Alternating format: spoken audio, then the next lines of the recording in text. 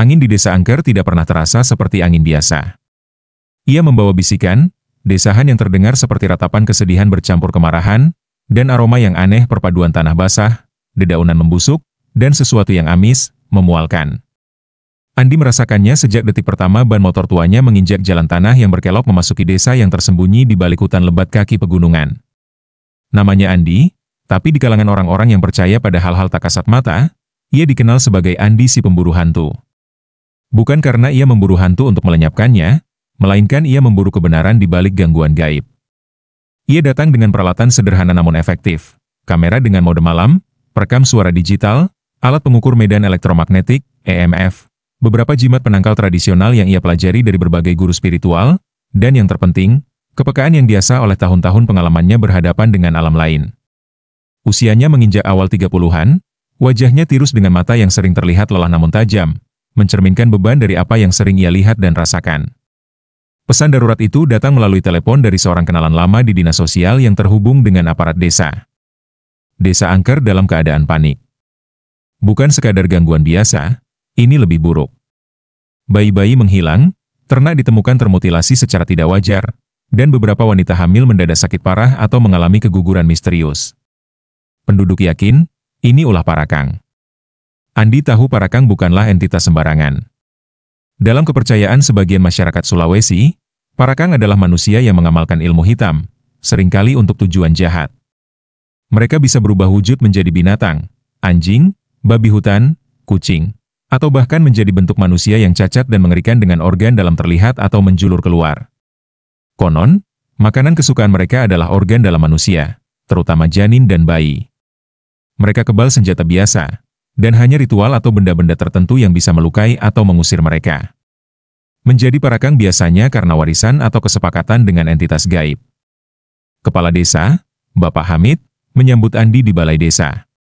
Raut wajahnya pucat pasi, terlihat jelas kurang tidur dan diliputi ketakutan mendalam. Balai desa remang-remang, hanya diterangi lampu bohlam seadanya. Beberapa warga duduk di sudut, mata mereka kosong. Sebagian lainnya berbisik-bisik sambil sesekali melirik ke arah Andi dengan tatapan antara harapan dan keraguan. "Terima kasih, Nak." "Nah Andi, sudah bersedia datang," ujar Bapak Hamid dengan suara bergetar. "Situasinya sangat buruk di sini. Sudah 2 minggu ini. 3 bayi hilang dari ayunan mereka. Ibu Yuni, yang sedang hamil tua, pagi tadi ditemukan tak sadarkan diri, perutnya mendadak rata." Andi merasakan dingin merayap di punggungnya. Perut mendadak rata? Itu ciri khas Parakang yang mengincar janin. "Bisa ceritakan lebih detail, Pak?" tanya Andi, mengeluarkan buku catatan kecil dan pena.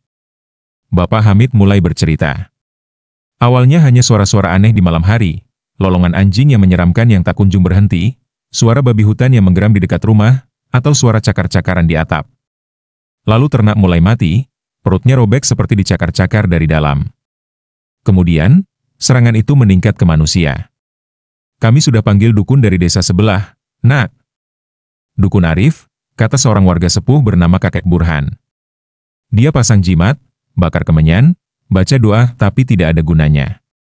Malamnya, cucu saya yang baru lahir itu, hilang begitu saja dari kamar ibunya. Jendela terkunci, pintu terkunci seperti menguap di telan bumi." Andi mencatat semua informasi itu. Ia menanyakan detail, suara apa saja yang didengar, bau apa yang tercium, penampakan apa yang dilihat, kalau ada. Seorang wanita muda dengan mata sembab, Ibu Ina, memberanikan diri bicara. "Saya melihatnya semalam. Di belakang rumah saya. Bentuknya seperti anjing besar, hitam pekat, tapi matanya menyala merah seperti bara api. Dan dia berdiri tegak seperti manusia. Giginya panjang-panjang, badannya kurus kering. Saya langsung pingsan." Deskripsi itu sesuai dengan salah satu wujud umum Parakang. Andi menghabiskan sisa sore itu berbicara dengan warga, mendengarkan cerita horor yang hanya akan dipercayai oleh orang-orang di daerah terpencil yang masih kuat kepercayaan mistisnya. Ia mencatat nama-nama korban, lokasi kejadian, dan waktu-waktu serangan yang paling sering terjadi, ternyata selalu di atas pukul 11 malam hingga menjelang subuh. Ia juga meminta izin untuk mengunjungi beberapa tempat yang dianggap paling angker atau menjadi lokasi serangan. Rumah Ibu Ina, rumah Kakek Burhan, dan tempat Ibu Yuni ditemukan tak sadarkan diri. Di sana, ia menggunakan alat-alatnya. Pengukur EMF menunjukkan lonjakan energi elektromagnetik yang tidak wajar di area-area tersebut, terutama di dekat jendela atau pintu yang konon dilalui Parakang. Perekam suara menangkap suara-suara aneh samar-samar, bisikan yang terdengar seperti bahasa tak dikenal, desisan, dan lolongan yang menusuk. Kamera malam hanya menangkap bayangan bergerak cepat atau distorsi visual yang tidak bisa dijelaskan. Saat matahari terbenam, suasana desa berubah total. Kegelapan merayap bukan hanya secara visual, tapi juga secara spiritual. Udara terasa berat, tebal dengan horor yang tak terucap. Warga buru-buru masuk rumah, mengunci pintu dan jendela rapat-rapat, menyalakan lampu seadanya, dan berdoa. Andi bisa merasakan paranoia di setiap sudut. Setiap bunyi ranting patah di luar, setiap hembusan angin yang kuat, membuat jantung berdebar. Andi memutuskan untuk menghabiskan malam itu di balai desa, tempat yang relatif lebih ramai dan dianggap lebih aman. Ia menyiapkan peralatannya di dekat jendela. Ia juga menaburkan segenggam garam kasar yang sudah ia doakan di ambang pintu dan jendela, serta meletakkan beberapa lembar daun kelor di kusen. Konon, garam dan daun kelor bisa mengganggu atau menghalau Parakang. Menjelang tengah malam, ketegangan mencapai puncaknya. Keheningan di luar begitu pekat, hanya terputus oleh gemericik serangga malam dan suara kodok. Tiba-tiba, lolongan itu terdengar. Bukan lolongan anjing biasa. Panjang, melengking, penuh penderitaan dan kebuasan yang mengerikan. Andi meremang. Lolongan itu diikuti suara geraman dalam, seperti binatang buas yang besar. Pengukur EMF di dekat Andi berteriak, jarumnya melonjak ke batas maksimum. Bulu kuduknya berdiri. Ia meraih kameranya, mengarahkannya ke arah suara berasal. Melalui layar hijau mode malam, ia melihat pergerakan di kegelapan di luar balai desa. Bentuk hitam yang bergoyang-goyang, tidak jelas wujudnya. Terkadang terlihat seperti bayangan manusia kurus tinggi, terkadang seperti binatang berkaki empat yang bergerak pincang. Suara cakar-cakaran terdengar di dinding balai desa. Keras, tajam, seolah ada sesuatu yang mencoba memanjat. Warga di dalam balai desa beringsut, ketakutan membayang di mata mereka. Ibu Ina mulai terisak pelan. Andi tetap tenang, mencoba merekam apapun yang bisa ia rekam.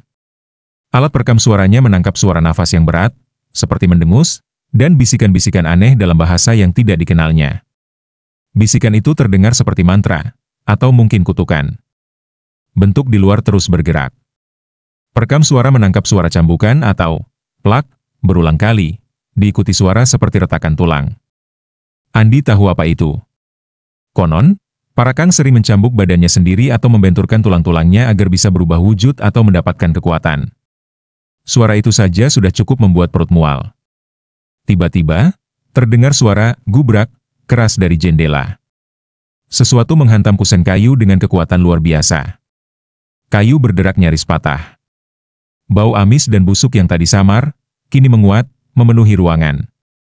Andi mundur selangkah, matanya terpaku pada jendela.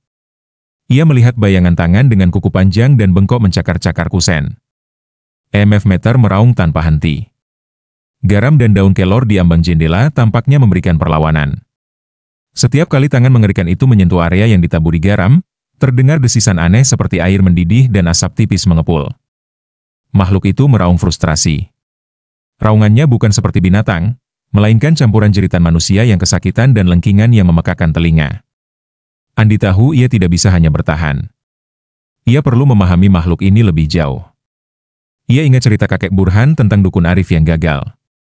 Dukun Arif menggunakan jimat penangkal umum. Parakang butuh perlakuan spesifik. Ia butuh tahu siapa manusia di balik Parakang itu, karena konon Parakang hanya bisa dilukai atau dikalahkan jika titik kelemahan pada wujud manusianya ditemukan atau jika ritual penangkalnya diarahkan pada inang manusianya. Pertarungan di jendela berlangsung beberapa saat. Kayu kusen mulai retak. Ketakutan di ruangan itu hampir bisa diraba. Akhirnya, setelah raungan putus asa terakhir, suara cakar-cakaran itu menghilang. Lolongan dan geraman menjauh, ditelan kegelapan. Keheningan kembali melingkupi desa, tapi kini keheningan itu lebih mencekam dari sebelumnya. Semua orang di balai desa tetap membeku di tempatnya, menunggu, takut bahwa jeda ini hanyalah pancingan. Andi sendiri merasa lemas. Adrenalinnya memudar, meninggalkan rasa dingin dan gemetar. Fajar menyingsing, membawa secercah harapan. Warga keluar rumah dengan mata sembab dan langkah lesu. Tidak ada korban baru malam itu, untungnya. Tapi ketakutan itu abadi. Andi menghabiskan pagi itu untuk menggali informasi lebih dalam. Ia bertanya tentang konflik di desa, tentang orang-orang yang mungkin menyimpan dendam atau melakukan praktik aneh. Kepala desa ragu-ragu menyebut satu nama, seorang pria tua bernama Pak Lurah. Bukan lurah dalam artian pemimpin, tapi nama julukan untuk pria yang tinggal menyendiri di pinggir desa, dikenal pendiam dan tidak bergaul. Penduduk desa menghindari rumahnya, meyakini ia memiliki ilmu hitam. Ia tidak pernah menyakiti siapapun secara terbuka, tapi kehadirannya selalu dikaitkan dengan nasib buruk. Andi memutuskan untuk mengambil risiko. Ditemani dua warga yang memberanikan diri, ia pergi ke rumah Pak Lurah. Rumah itu kecil, reot, dan dikelilingi pepohonan rindang yang membuatnya tampak gelap bahkan di siang hari. Udara di sekitar rumah terasa dingin dan berat. Ketika mereka tiba, Pak Lurah sedang duduk sendirian di teras. Ia tampak seperti pria tua biasa, kurus, dengan tatapan mata yang kosong dan sedikit aneh. Warga yang menemani Andi langsung mundur, takut. Andi memberanikan diri mendekat. "Permisi, Pak," sapa Andi. "Saya Andi, dari kota. Mau bertanya sedikit soal kejadian yang menimpa desa belakangan ini." Pak Lurah mengangkat kepalanya. Mata kosong itu menatap Andi. Tidak ada kemarahan, tidak ada ketakutan, hanya sesuatu yang kuno dan lelah. Bibirnya yang kering membentuk senyum tipis yang tidak sampai ke mata. "Kamu pemburu hantu?" Suaranya serak seperti gesekan pasir. Andi terkejut. "Bagaimana Bapak tahu?" "Aku tahu banyak hal," jawab Pak Lurah, matanya sedikit berpaling ke arah hutan. "Makhluk itu sedang lapar." "Bapak tahu tentang Parakang?" tanya Andi, hatinya berdebar. Pak Lurah terdiam sejenak. Lalu ia berbisik, "Dia adalah bagian dari desa ini. Sejak lama. Lebih lama dari yang kalian tahu." Andi merasakan ada yang tidak beres. Cara bicara Pak Lurah, tatapan matanya seperti ada dua orang di sana. Satu adalah pria tua yang lemah, yang lain adalah sesuatu yang lebih tua, lebih gelap, dan mengerikan. "Apakah Bapak?" Andi ragu melanjutkan kalimatnya. Pak Lurah tertawa pelan, tawa yang kering dan tidak menyenangkan. "Apakah aku dia? Ataukah dia adalah aku? Terkadang sulit dibedakan." Dingin merayap tulang. Ini kemungkinan besar adalah inangnya. Andi tahu ia tidak bisa bertindak gegabah. Melukai inang sembarangan bisa membuat Parakang mengamuk tanpa kendali. Ia teringat legenda lain tentang Parakang, titik kelemahan mereka konon ada di ketiak inangnya, tempat jimat atau mustika, ilmu hitam itu disimpan. "Bapak, desa ini menderita. Banyak korban jiwa." "Korban?" "Ini adalah siklus," potong Pak Lurah, suaranya tiba-tiba menjadi dalam dan berat. "Dia butuh makan. Dan desa ini memberikannya." Andi merasa mual. "Bapak bisa menghentikannya." Mata Pak Lurah kembali kosong. "Aku tidak bisa. Dia adalah kutukanku. Warisan." Andi tahu ia tidak akan mendapatkan pengakuan langsung atau petunjuk yang jelas. Ia berterima kasih dan pamit, meninggalkan Pak Lurah yang kembali duduk membeku di teras. Warga yang menemaninya menarik nafas lega begitu mereka menjauhi rumah itu. Malam kedua di Desa Angker terasa lebih mencekam. Andi memutuskan untuk berpatroli di sekitar desa, menggunakan keheningan malam untuk mendeteksi pergerakan Parakang. Ia berjalan perlahan di jalan setapak desa, senter di tangan, mata waspada. Perekam suara terus menyala. Awalnya hanya suara malam normal. Lalu, ia mendengar rintihan samar dari kejauhan. Ia mengikutinya. Rintihan itu mengarah ke pinggir desa, dekat rumah Pak Lurah. Saat ia semakin dekat, rintihan itu berubah menjadi suara mengunyah. Suara basah, tulang patah, dan tegukan. Perut Andi memberontak. Ia mengintip dari balik semak-semak. Di area terbuka di dekat rumah Pak Lurah, dalam cahaya rembulan yang redup, ia melihatnya. Itu adalah bentuk yang mengerikan. Bukan anjing, bukan babi, bukan manusia utuh. Tubuhnya kurus kering dan bengkok, seperti manusia yang dipaksa menjadi binatang. Kulitnya hitam legam dan mengkilap seperti terbakar, di beberapa tempat terlihat seperti terkelupas. Lengan dan kakinya panjang, bengkok di sendi yang aneh. Kepalanya itu adalah hal yang paling mengerikan. Wajahnya memanjang seperti moncong anjing, dengan gigi taring panjang menjulur, tapi matanya masih terlihat seperti mata manusia yang melotot ketakutan dan penuh penderitaan. Di punggungnya, terlihat gumpalan daging yang bergerak-gerak, seolah ada sesuatu yang hidup di dalamnya. Makhluk itu sedang membungkuk di atas sesuatu di tanah. Suara mengunyah itu berasal darinya. Andi tidak bisa melihat jelas apa yang dimakan makhluk itu dalam kegelapan, tapi ia tahu.